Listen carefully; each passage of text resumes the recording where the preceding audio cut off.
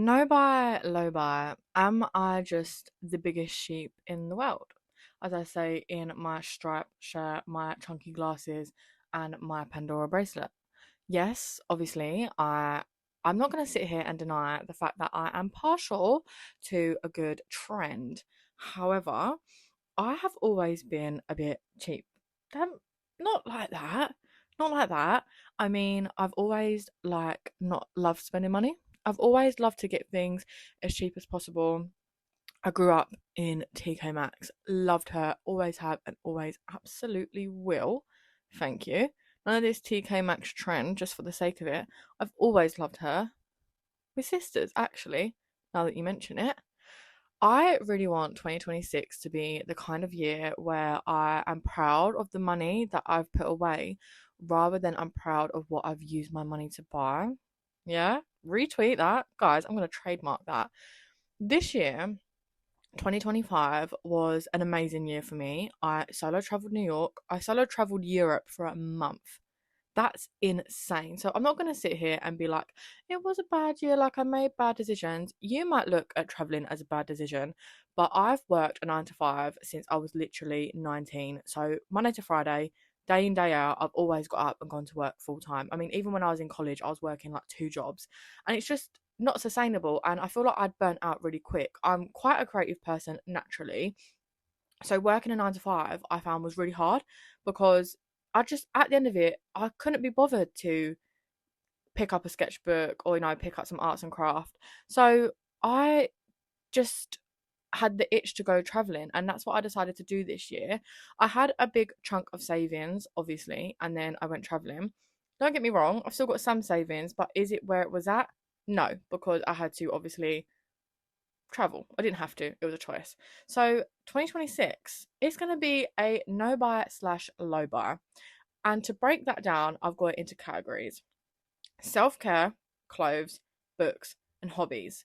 And you might be like, why those four? So you might look at me, young girl from Essex, you might think, oh my god, you must follow every single trend. Again, going back to the mini microphone clipped onto my cup, my striped shirt, my chunky glasses.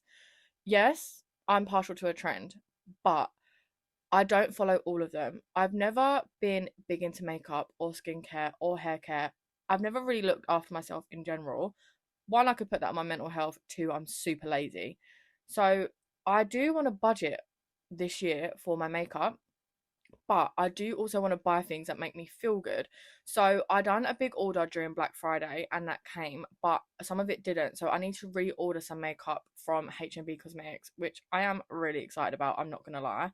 I done an early Christmas present swap with my friend and she gave me some skincare stuff, and some other skincare stuff is on my Christmas list. But I don't need to buy excessive amounts of makeup just because I'm getting into it. I don't do eyeshadow. I'm not big into contouring, and I'm only really going to wear it on weekends and when I go out. So I don't need a lot, and I'm not going to let myself buy into it just because it's something that I'm now starting to get an interest in. And following on from that, I don't need an excessive amount of beauty products full stop, whether that's moisturizers, body washes, etc., etc., because this was me last January, last Christmas. Actually, that might even be January this year. Yeah, January this year, this was me. This was my situation.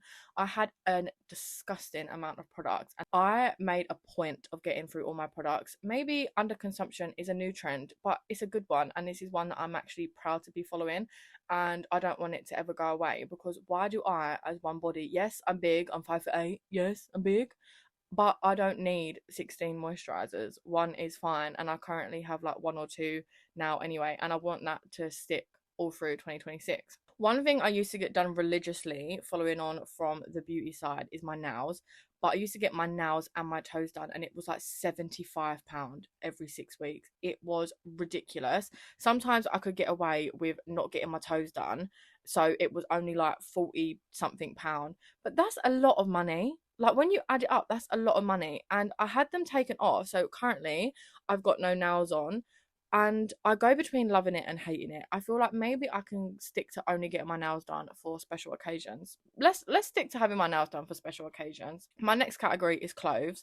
I mainly, and I mean very strongly mainly, only shop on Vinted. So it's not something that I do a lot of anyway, but sometimes I am partial to walking through Primark and be like, oh, that's quite cute. Primark is so bad for the environment. I don't ever shop on Shein. I hold my hands up when it first came about when I was in secondary school.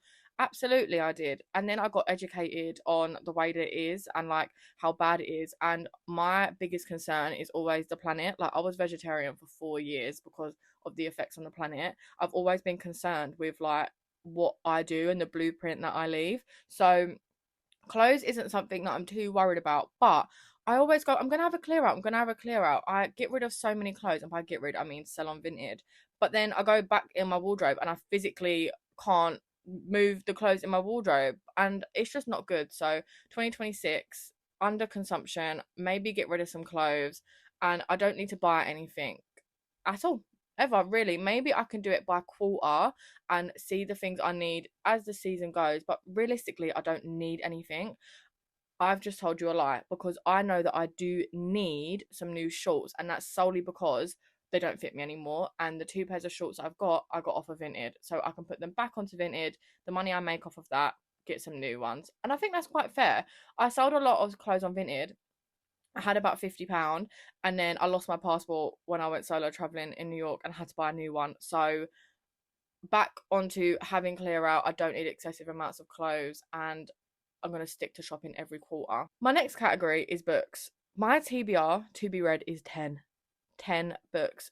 Most of them are over there, and I got one the other day when I had done my Christmas present swap with my friend. I want to read one book a month, and I think that's quite fair. When you think about it, you've got between 28 and 31 days to read a book. That's a lot. If I dedicate 1 hour a day to reading a book, that's 30 hours a day to read a book. That 30 hours a day? 30 hours a month to read a book. That's a lot. That's a lot of time to dedicate to reading a book. And I want to spend less time scrolling and more time doing something. So I should be able to get through these amount of books. 10 is a lot, and I am not going to buy any more until the ones I read are gone. Even if I'm not enjoying it, I'm going to get through it. I read a book, Swift and Saddled. I hated that book. Started reading it in May, and I finished it in like October because I just hated it so much, and that's not good enough.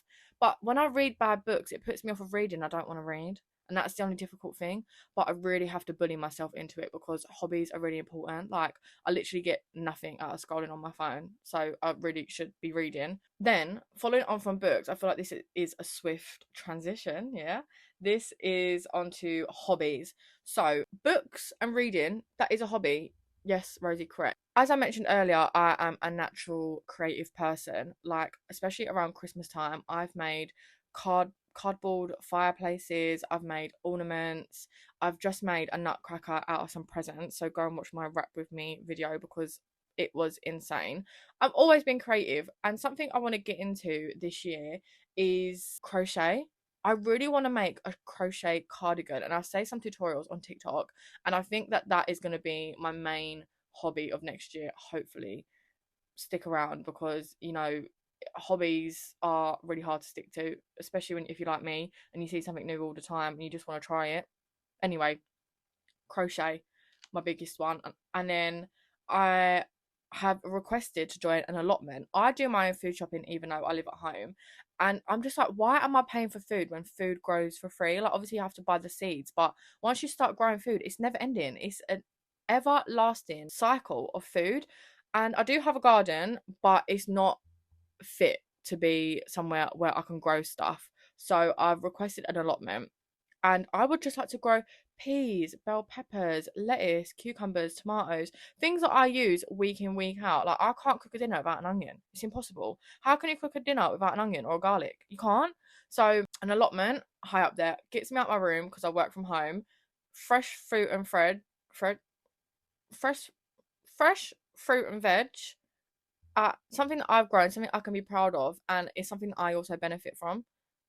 I really, really want an allotment, so hopefully they let me rent one. Following on from an allotment, I really want to get into baking. Again, why am I paying out for bread and wraps and rolls and things when back in the day they just used to make them? Like, surely it can't be that hard. If they can make bread without all the technology that we have now, it must be so easy. I work from home. I have so much spare time. Baking should be so easy. I mean, it's not easy because obviously it's not. Baking is a skill, but it's a skill that I really want to get involved in. And I literally just mean white loaves, white rolls, and wraps. I love a wrap, and apparently homemade ones are so much better than shop bought ones. Who knows? Not me, because I've never made one before, but I'm about to. Yeah. So baking, allotment, crochet. One hobby that I already do have access to right here, right now, as well as the books, is colouring. And I really enjoy that. I really need to make a point of putting my phone down and picking up my hobbies because I enjoy them. I feel fulfilled. When I'm scrolling on my phone, I'm thinking, I'm not getting nothing out of this. It's making me feel like crap. It's making my eyes feel gross. I feel like I'm microwaving my brain, and it's not good for me. It's proven to not to be good for you, and hobbies are good for you. It's really important. It's character building. It's everything. So I feel like low cost hobbies is something that will help me thrive next year. Obviously, things like birthdays and Christmases I'm gonna have to pay out for, but my I don't have a savings goal in mind, but I feel like that's probably a really good place to start because I have a good job. I work in law. I should be able to like balance everything out. And I used to be really, really frugal, and then I sort of went like, oh, I don't care. I'm chucking money away all the time. And now I need to find a healthy balance. And I think that's what it is, a healthy balance of like looking after myself, making myself feel nice, saving and hitting a savings goal. I feel like balance is going to be hard to find, but it's going to be the way to do it. Yeah. So stick around. Let me know your no buy, low buy tips. Let me know rules you live by and anything you think that I should implement in my life to help me through the next like year. And I also need to learn to not be harsh on myself because I feel like the second I start being harsh on myself, I'm just going to rebel and I'm not going to want to do it. So, you know what? Let's do this together. Me and you. Low buy, no buy sisters. Promise? Do you promise?